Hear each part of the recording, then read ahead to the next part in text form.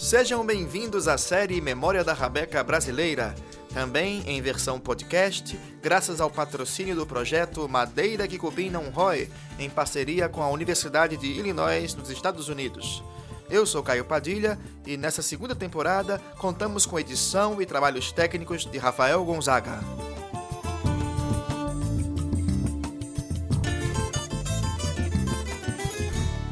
Capítulo 4 – A Loteria de Rabecas no Ceará.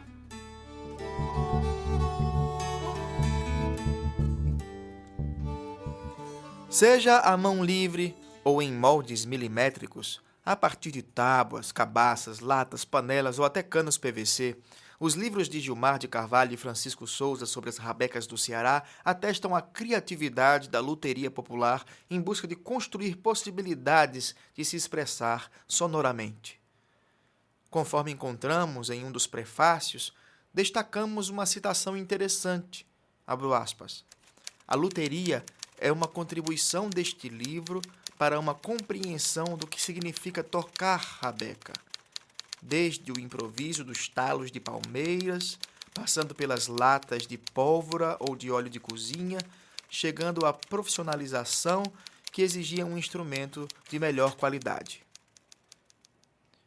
Já em outra passagem, diz Gilmar de Carvalho sobre os construtores de rabeca que documentou o seguinte, abro aspas, ao longo de nossas viagens, encontramos vários luthiers.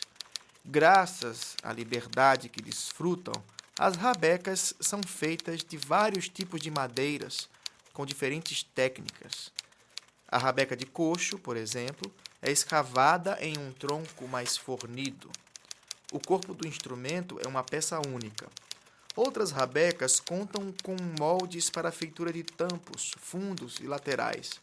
São feitas com madeiras mais flexíveis ou molhadas e dobradas para a obtenção das curvas. Saudações, minha gente!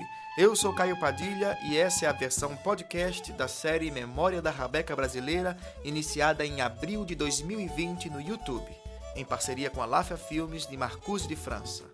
Lá em nosso canal, entrevistamos em transmissões mensais e ao vivo mais de 60 especialistas, totalizando mais de 35 horas de conteúdo sobre música de rabeca no Brasil, Portugal e América Latina. E aqui, na série especial podcast, você fica com a gente para descobrir um pouco mais sobre o legado do professor Gilmar de Carvalho e do fotógrafo Francisco Souza nos livros Rabecas do Ceará e Tirinete, Rabecas da Tradição.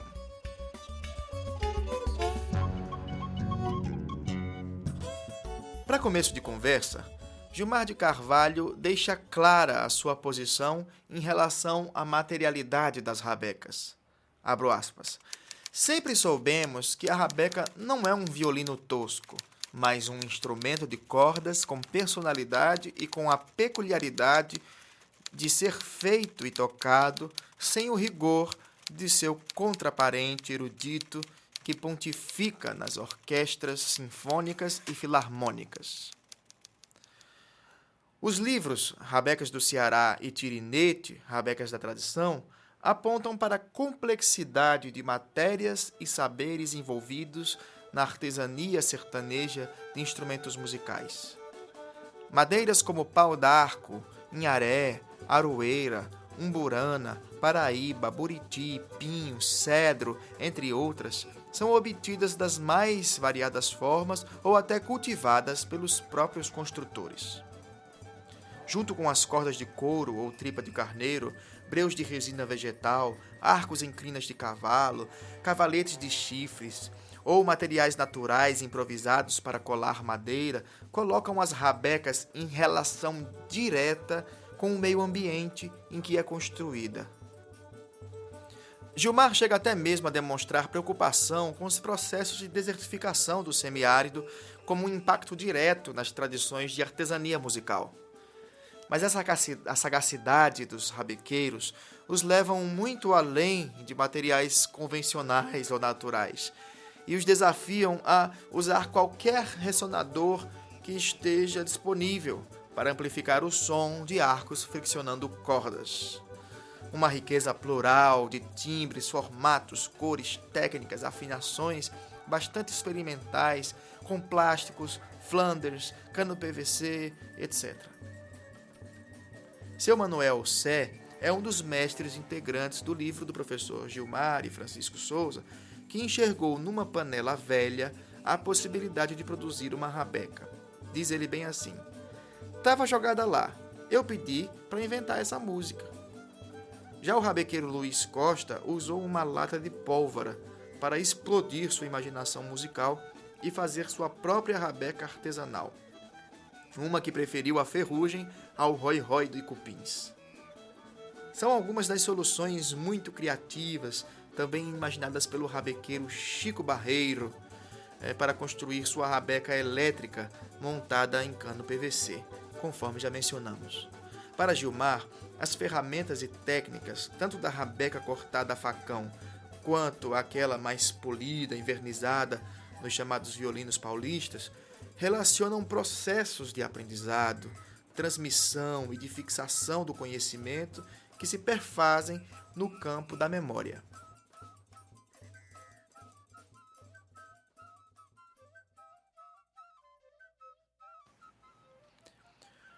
Muitos outros artesãos rabequistas listados nos livros de Gilmar de Carvalho e Francisco Souza improvisaram ferramentas e experimentaram com sucesso as maneiras pessoais de construir rabecas, tais como Dedé Tiago, Edmundo Rósio, Totonho, Antônio Pinto, Zé Martins, Raimundo Alexandre, Gil da Aurora, Bené, Antônio Macedo e David Xavier, Aécio Ramos, Mestre Vino e de Freitas, todos eles implicados no desejo de urgência em serem ouvidos.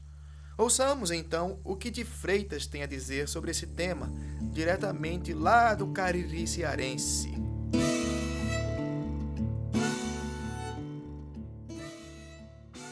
Bom, o Cariri cearense, né? Ele é uma região de fronteira com Pernambuco e tem um olhar muito atento, né, do Brasil, do estado. As pessoas olham muito para cá devido a essa produção, devido a essa grande movimentação cultural. E essa movimentação ela acaba alimentando essa loteria popular. Então aqui temos vários mestres que têm essa prática da loteria. Mestres mais refinados, como o mestre Totonho, de Mauriti, que produz para o Brasil todo, para São Paulo, para o Rio, produz para o exterior, violinos, rabecas, violoncelos, contrabaixos. Próximo a ele, praticamente meia hora de distância, tem o mestre Gil Chagas. O mestre Gil Chagas é de Aurora. Aurora é uma cidade uma cidade no Cariri, que já tem uma tradição enorme de artesania. E na mesma cidade do mestre Gil tem o mestre Antônio Pinto, que é o mestre mais antigo do Ceará, daqui da região. Tem 99 anos. O mestre Antônio Pinto é um moreno enorme, grande, né? Que 99 anos, que ano passado venceu Covid, venceu a perda da esposa, venceu a perda do filho, venceu um derrame que ele teve. Então é uma pessoa forte, né, que produz, e tem um filho dele que é a continuidade do trabalho do pai. Então, no Crato temos luthiers também, no Crato. No Juazeiro temos alguns, eu produzo instrumentos e já formei vários luthiers. Tem o Evânio Soares, que já fez rabecas, constrói pífanos, rabecas. Então, o Cariri ele tem uma efervescência cultural grande e isso acaba instigando essa produção, né? Essa produção e essa demanda. A Orquestra de Rabecas, que é aqui do Juazeiro, ela passou a ter um acervo desses rabequeiros, né? Então, é uma orquestra composta de rabecas, são 10, 18 12 rabecas e rabecas de luthiers diferentes, né, para mostrar essa diversidade que existe da rabeca, da luteria, dos mestres que constroem. Então temos rabecas de tudo que é lugar do Cariri. Há muito tempo atrás, no tempo do Cego Oliveira, o mestre Minervino foi uma referência e até hoje é uma referência. Mestre Minervino não, é o mestre Mano. ele fazia rabecas para o Cego Oliveira. Então tem um registro histórico dele, que é Rabeca, Repente e Canção, onde ele aparece tocando uma rabeca que ele fez para o Cego Oliveira, junto com o Cego Oliveira. Então é uma imagem belíssima dos dois juntos. E é um mestre que produziu muito. E é uma lembrança recente, e muitas pessoas têm informações de memórias dele, né? Na questão de luteria também existe o mestre barbeiro, Chico Barbeiro. Eu falei agora do PVC, e o Chico Barbeiro ele também constrói instrumentos. Ele constrói rabecas usando o PVC. E no sertão dos Iamuns, muitos mestres relataram que no início, quando iniciaram o desejo de querer tocar a rabeca, eles mesmos fizeram as suas rabecas, né? Então, a maioria deles, eles foram e fizeram a sua rabeca, né? Devido a não ter acesso ao instrumento, a dificuldade do acesso, e muitas vezes a própria família não permitia que ele tocasse no instrumento do pai, então ele ia e fazia.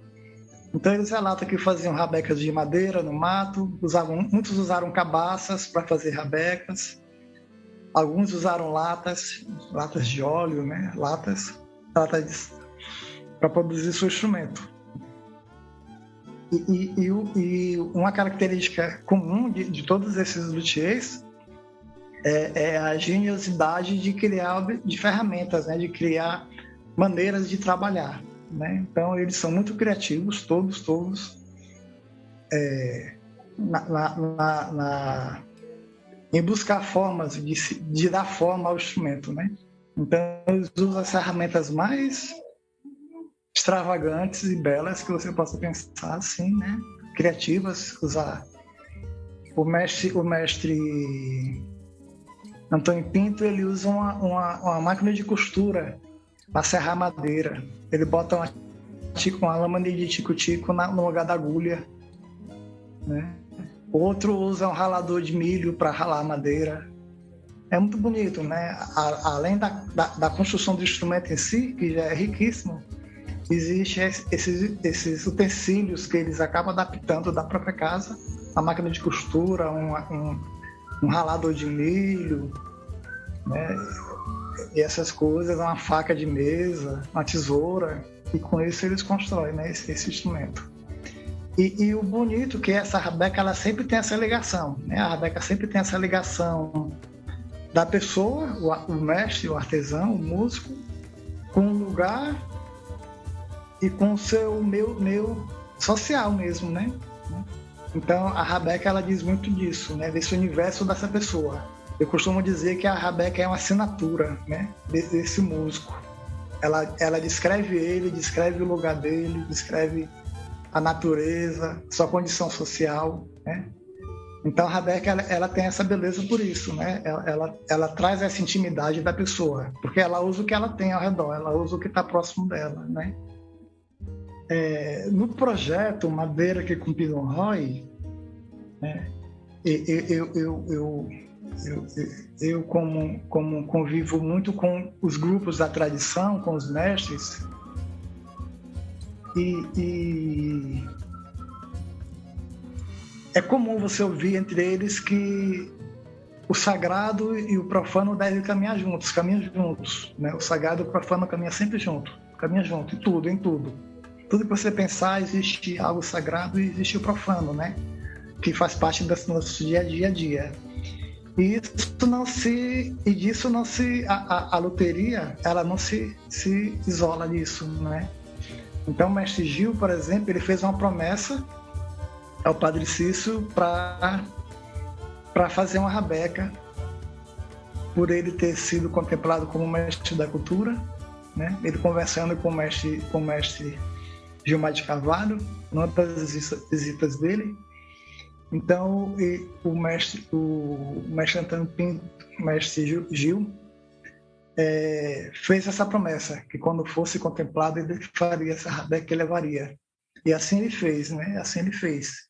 Então, esse trabalho, né? O fato de se construir um instrumento, ele se torna também devocional, né? Ele se torna também uma devoção. Ele tem um elo devocional, um elo espiritual. E a música sempre teve, né, esse elo espiritual, né, essas conexões, essas ligações com esse mundo não dimensional, né, não tridimensional. A música sempre teve essa coisa. E a luteria, ela tem essa parte. É muito comum aqui nas igrejas de Juazeiro, onde as pessoas trazem muitos objetos para entregar em devoção ao Padre Cícero e aos santos. Entre esses objetos, eles trazem panelas, trazem estátuas, trazem partes do corpo esculpidas em madeiras, trazem rosários e trazem instrumentos.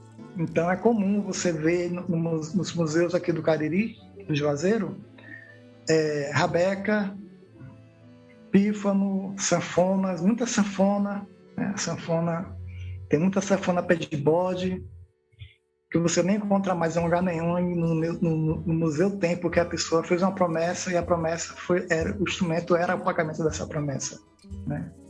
Então você tem violão, não é tão comum, mas tem violão, né? Então existe essa prática ela é comum entre os romeiros, né? Entre esses pagadores de promessa, é uma prática comum, né? E essa prática ela traz, né, dentro dela esses utensílios do nosso dia a dia, né? Então um traz uma roupa, um pedaço do cabelo, corta o cabelo e leva, outro leva uma foto, outro leva outra coisa. E o instrumento também é esse objeto de devoção, né? De pagar, de agradecer, né? O instrumento também é uma forma de agradecimento. Então, a gente acabou dando o nome a essa ação, né, de rabeca devocional, né? Essa coisa devocional que existe também na rabeca. No livro Tirinete, Rabecas da Tradição, Gilmar ressalta que no Ceará são muitos os relatos de fabricação por parte de tocadores que não entram nesta rubrica de luthieres, como o mestre Heráclito, Quincas da Rabeca, Júlio Inácio, Luiz Pereira, Gabrielzinho, Pedro Ângelo, Caboclo Bentivi. Nunca os vimos trabalhar, diz o Gilmar, ainda que tenhamos adquirido uma rabeca do Quincas, outra de Júlio Inácio e mestre Heráclito quando subíamos a Serra da Ibiapaba. Antônio Geraldo, marceneiro de Solonópole, nos presenteou com uma rabeca feita por ele, disse também o professor Gilmar. Mas não deve ter feito muitas outras. Mas dentro dos construtores de rabeca mais assíduos, mestre Vino ganhou um registro especial. Uma casa na cidade de Juá foi alugada por 5 dias de filmagem em 2008, registrando o processo de fabricação da rabeca, desde a chegada do tronco de umburana na oficina até o recital apresentado depois da rabeca pronta. Compunham a equipe de criação e produção audiovisual Igor Caracas, Darwin Brandão, Helena Martins, Chico Célio e Francisco Souza, que além das fotografias, ajudou também na captação das imagens em movimento. O ponto de partida para o documentário de 15 minutos, editado por Alencar Júnior, foi o texto intitulado O Luthier de Irauçuba, que foi publicado no livro de Gilmar de Carvalho, intitulado Artes da Tradição.